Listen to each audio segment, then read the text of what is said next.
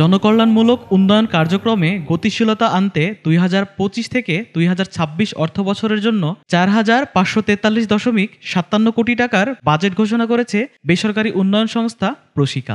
এই বাজেটের উল্লেখযোগ্য অংশ ব্যয় হবে অর্থনৈতিক কর্মসংস্থান, ক্ষুদ্র ঋণ কার্যক্রম, নারী ক্ষমতায়ন, স্বাস্থ্য, শিক্ষা এবং পরিবেশবান্ধব প্রযুক্তি সম্প্রসারণে। শুক্রবার সকাল 10টার দিকে এ উপলক্ষে মানিকগঞ্জের সাটুরিয়া উপজেলার কৈট্টা প্রশিক্ষণ কেন্দ্রে 3 দিনব্যাপী বাজেট কর্মশালার আয়োজন করা হয়। অনুষ্ঠানটি উদ্বোধন করেন মানিকগঞ্জের জেলা প্রশাসক ডক্টর মানোয়ার হোসেন মোল্লা। অনুষ্ঠানে মুখ্য আলোচক হিসেবে উপস্থিত ছিলেন দৈনিক কালের কণ্ঠের সম্পাদক, বিশিষ্ট কবি ও জাতীয় প্রেস ক্লাবের সভাপতি হাসান হাফিজ।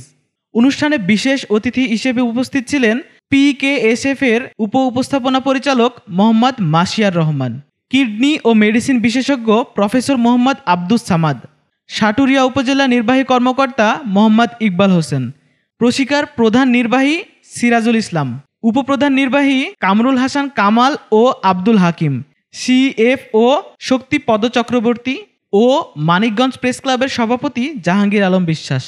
প্রথমে এই প্রশিকা মানবিক উন্নয়ন কেন্দ্রের কর্তৃপক্ষকে ধন্যবাদ জানাই। তো এই ব্যুরোক্রেট আমার বন্ধু বান্ধব আছে, আমার রুমমেটও ছিল, প্রতিরক্ষা সচিব ছিল, আমার ক্লাসমেট ক্যাবিনেট সেক্রেটারি ছিল। কিন্তু আমি মুগ্ধ হয়েছি। Apparently he seems like a হুজুর, কিন্তু উনি আপনাদের যেরকম একটা ইন্টারেক্টিভ একটা বক্তৃতা দিয়েছে, আমি অত্যন্ত মুগ্ধ এবং অভিভূত। আমার খুবই ভালো লেগেছে।